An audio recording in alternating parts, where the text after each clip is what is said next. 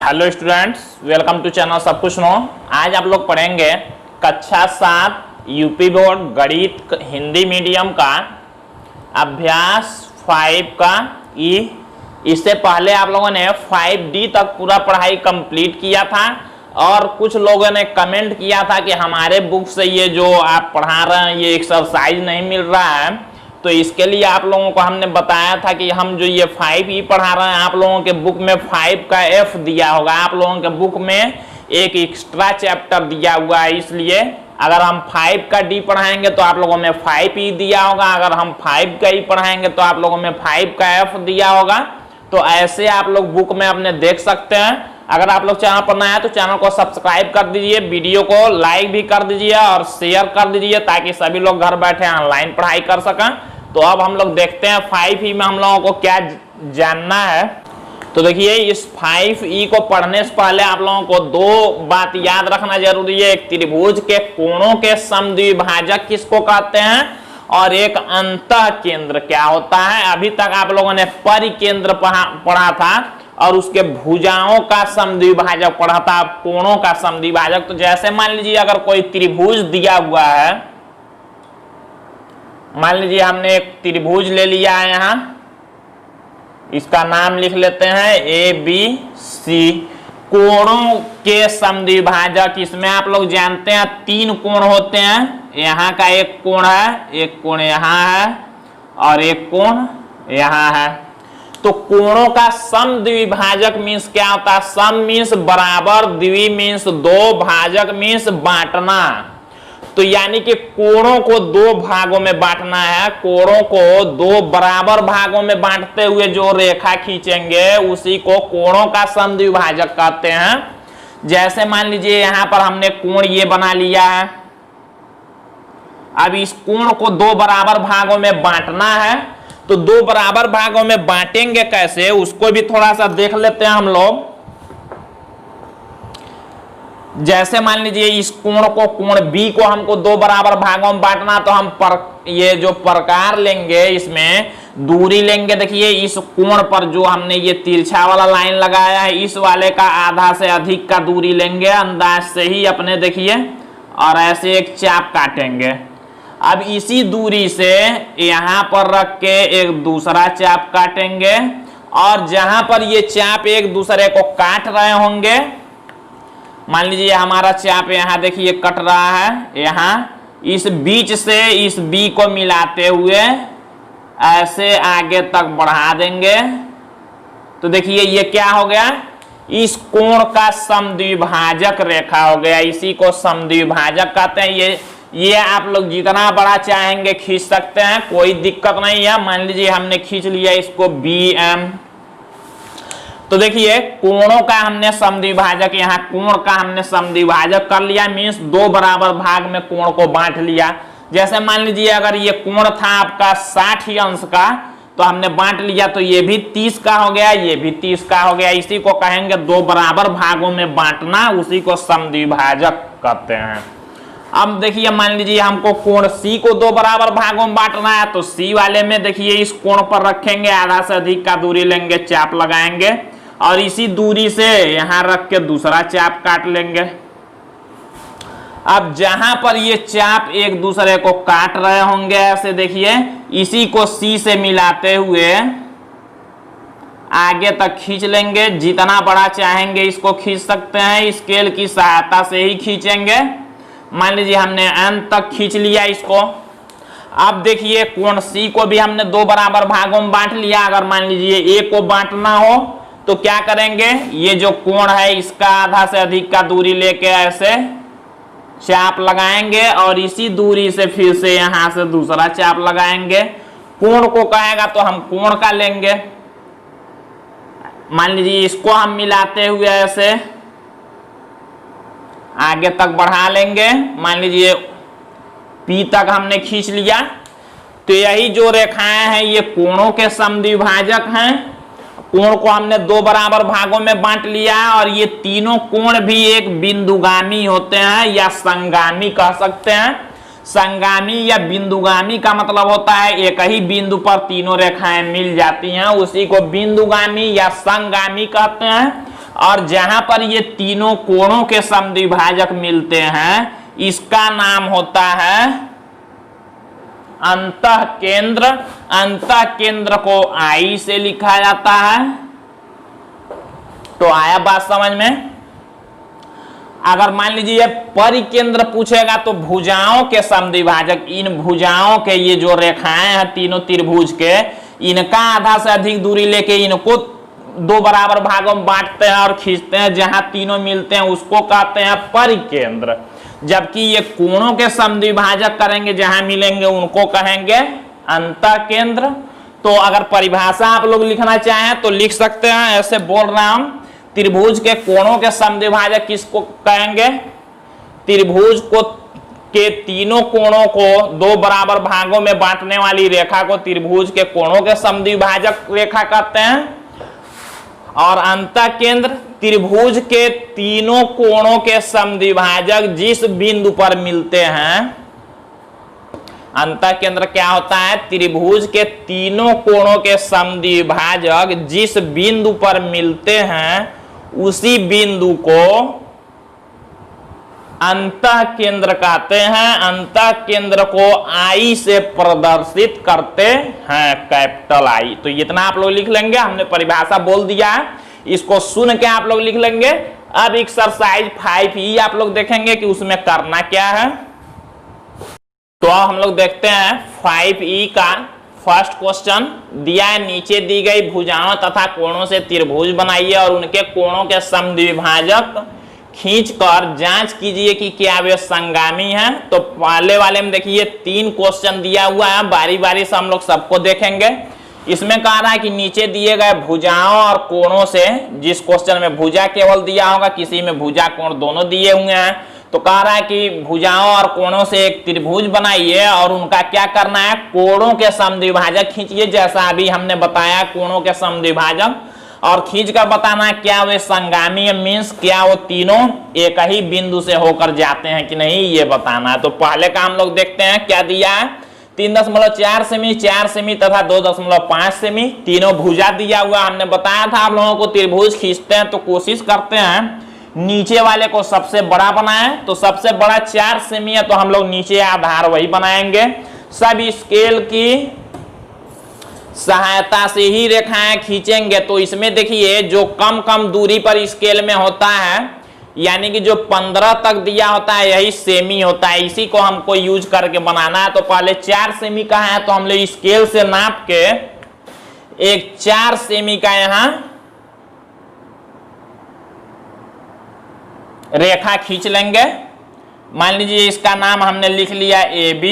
हमने एक रेखा AB खींच लिया, कितने सेमी का? 4 सेमी का।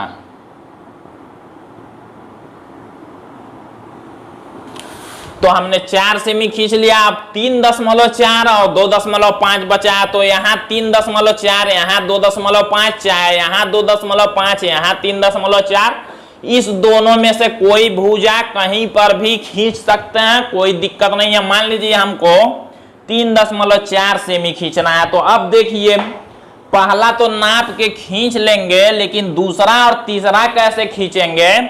जब त्रिभुज को बनाएंगे तो उसका जो दूरी होगा उसको स्केल में इस प्रकार की सहायता से नाप के ही त्रिभुज खींचेंगे, तभी हमारा त्रिभुज सही बनेगा। तो हम लोग क्या करेंगे? 3.4 का मान लीजिए यहां से खींचना है तो हम लोग स्केल में 3.4 सेमी दूरी लेंगे। और देखिए 3.4 सेमी का दूरी लेके A पर रखेंगे ऐसे, और इधर कहीं एक चाप काट लेंगे। ऐसे मान लीजिए हमने चाप काट लिया। ये चाप कितने दूरी पर हमको काटना है? यहां से रख के 3.4 सेमी का दूरी लेके।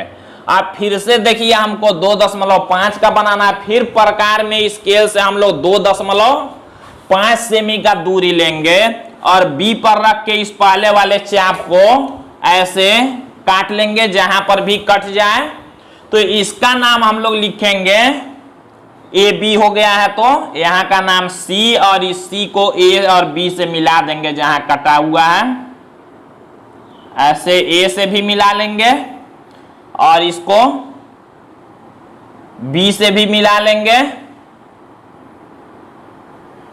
अब देखिए हमारा त्रिभुज बन गया। ये 4 सेमी का हमने खींचा था, यहां से दूरी हमने 3.4 सेमी का ये लिया था दूरी, 3.4 सेमी। और उसके बाद एक दूरी हमने लिया था 2.5 सेमी।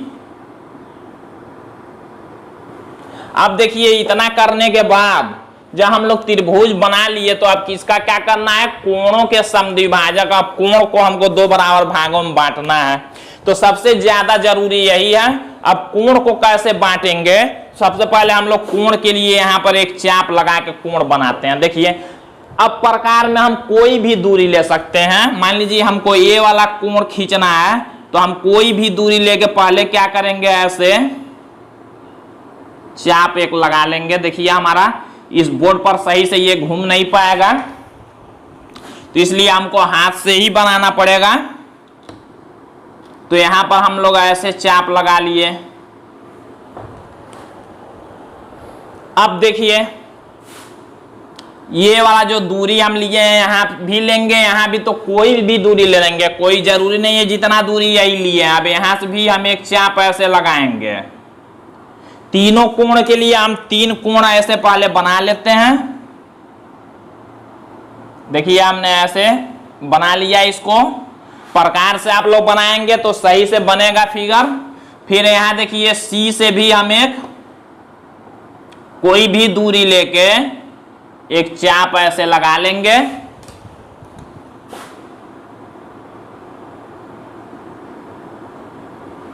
तो देखिए ऐसे कोण हमने बना लिया।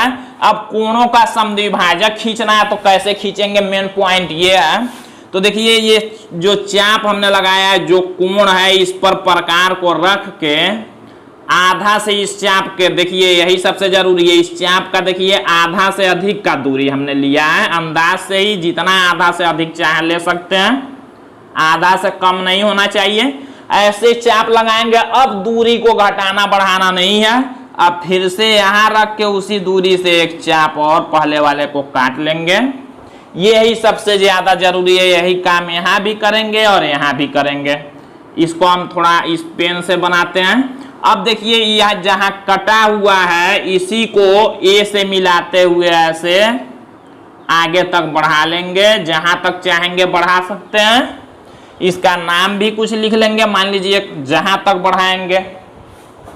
अब देखिए इसको भी यही करना है, इसको भी यही करना है। तो अब क्या करेंगे, अब यहां इसको 2 बराबर भागों में बांटना है, इस कोण बी को। तो यहां रख के आधा से अधिक दूरी लेकर ऐसे चाप लगाएंगे यहां के लिए। देखिए हमारा इस पर फिगर सही से बनेगा नहीं। आप लोग फिगर सही से बनाएंगे हाथ में लेके प्रकार और पटरी, तभी सही से बनेगा फिगर। अब इस बी वाले को देखिए 2 बराबर भागों में बांटना है इस वाले कोण को। तो इसका आधा से अधिक का दूरी लेके एक चाप लगाएंगे और उसी दूरी से पहले वाले चाप को यहां रख के काटेंगे। देखिए सबसे इंपॉर्टेंट यही चीज है। अब जहां कटा है उसको बी से मिलाते हुए ऐसे एक रेखा खींच लेंगे, आगे तक बढ़ा सकते हैं, इसको कहीं तक ले जा सकते हैं, कोई दिक्कत नहीं है। अब वही काम यहां भी, इस कोण को 2 बराबर भागों में बांटना है। देखिए आधा से अधिक का दूरी इसका भी ले लेंगे, ऐसे चाप लगाएंगे, उसी दूरी से यहां रख के दूसरा चाप काटेंगे। और पहले चाप को जहां काट रहा है देखिए यहां पर कटा है, इसी से मिलाते हुए सी से स्केल की सहायता से सीधा रेखा खींच लेंगे। देखिए हमने कोणों का समद्विभाजक कर दिया, तीनों कोणों का। यही कहा था समद्विभाजक खींचकर जांच कीजिए क्या वे संगामी है। तो आप लोग देख सकते हैं तीनों रेखा एक ही बिंदु पर मिले हैं, मीन्स संगामी है। और इसको कहते हैं आई, मीन्स अंतः केंद्र कहते हैं। तो ऐसे तीनों क्वेश्चन में इसी तरह से बनाएंगे। अब देखिए रचना जब करते हैं तो सबसे जरूरी क्या होता है, रचना में ज्ञात है, रचना करनी है, रचना के चरण तो वही करते हैं। अब देखिए पहले का हल, पहले हेडिंग लिखेंगे ज्ञात है। अब ज्ञात है में क्या लिखते हैं, जो क्वेश्चन में दिया होता है। देखिए भुजा इस त्रिभुज का दिया है तो लिखेंगे त्रिभुज की 3 भुजाएं।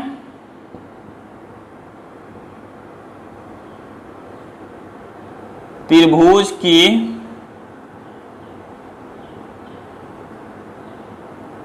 तीन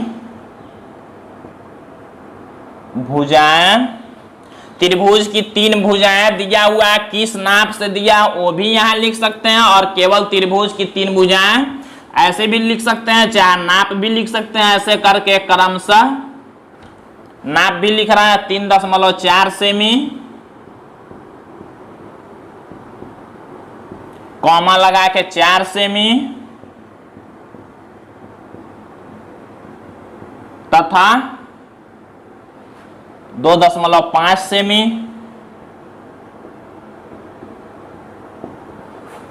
अब इतना लिखने के बाद हम लिखते हैं दूसरा हेडिंग, रचना करनी है।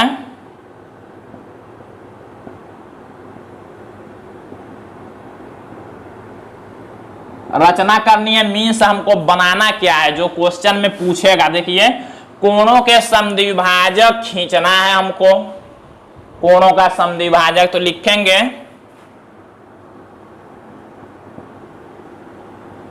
त्रिभुज के कोणों के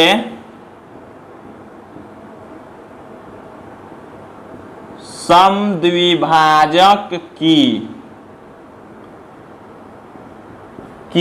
रचना करनी है, यहां दिया हुआ है। अब लिखेंगे रचना के चरण।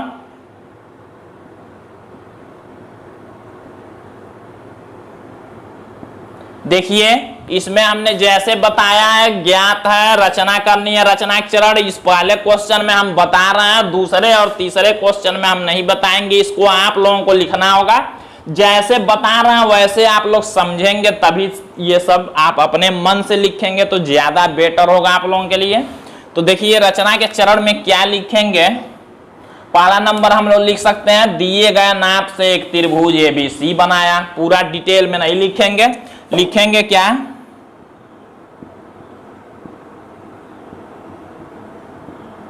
दिए गए नाप से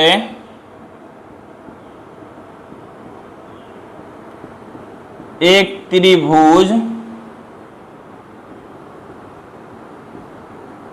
ABC बनाया। अब इसी तरह आप लोग हर क्वेश्चन में इसी तरह रचना के चरण लिखेंगे, दिए गए नाप से एक त्रिभुज ABC बनाया। उसके बाद क्या लिखेंगे, कोण A, B तथा C तीनों का समद्विभाजक रेखा खींचा, ऐसे लिख लेंगे।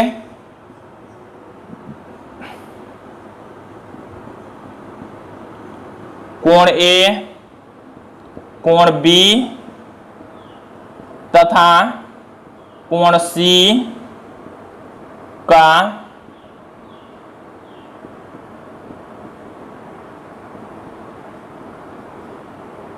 समद्विभाजक रेखा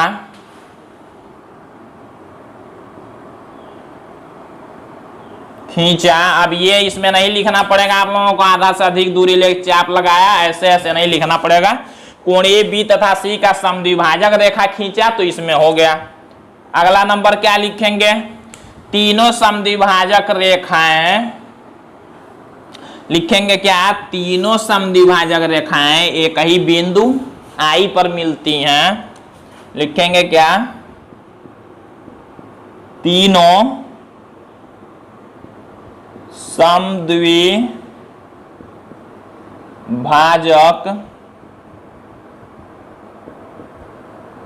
रेखाएं बिंदु I पर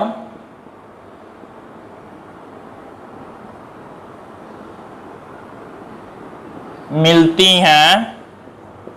चौथे नंबर में लिख लेंगे, देखिए I पर मिलती हैं, इसका मतलब क्या हुआ, क्या वे संगामी है, पूछ रहा है, तो लिखेंगे अतः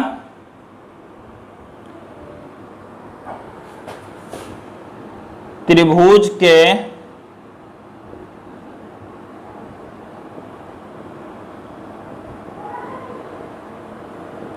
कोणों के विभाजक तो अब लिखेंगे अतः त्रिभुज के कोणों के समद्विभाजक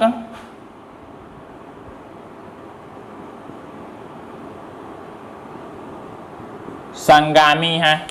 एक ही बिंदु से देखिए जा रहे हैं इसलिए संगामी है। तो ये ऐसे ही रचना के चरण सभी में लिखना है, कोई दिक्कत नहीं होगा। ऐसे आप लोग लिख सकते हैं सोच के, तभी आप लोगों को लिखने का ढंग आएगा जैसे हम बताएंगे, नहीं तो आगे जाके आप लोग लिख नहीं पाएंगे। क्लास 10th में बोर्ड का जब एग्जाम होता है तो उसमें रचना लिखना होता है, तो आप लोग अभी से लिखने का जब प्रयास करेंगे तो लिख सकते हैं आसानी से। तो आज के लिए बस इतना ही। अगर आप लोगों को वीडियो अच्छा लगे तो लाइक जरूर करिएगा, और चैनल पर आप लोग नए हैं तो चैनल को सब्सक्राइब कर लीजिए ताकि आसानी से आप लोग पढ़ाई कर सकें। अब देखिए इसमें हमने इंट्रोडक्शन बताया, कुछ नई चीजें बतानी जरूरी थी, इसलिए ये वीडियो काफी बड़ा हो रहा है, काफी ज्यादा टाइम लगा है। तो ये क्वेश्चन 2nd और 3rd आप लोग कल अब अगले पार्ट में पढ़ेंगे। तो आज पहला क्वेश्चन आप लोगों ने सॉल्व किया, 2nd और 3rd लगाने का कोशिश करिए, नहीं तो फिर कल अगले पार्ट में आप लोग इस क्वेश्चन को देखेंगे। आज के लिए बस इतना ही।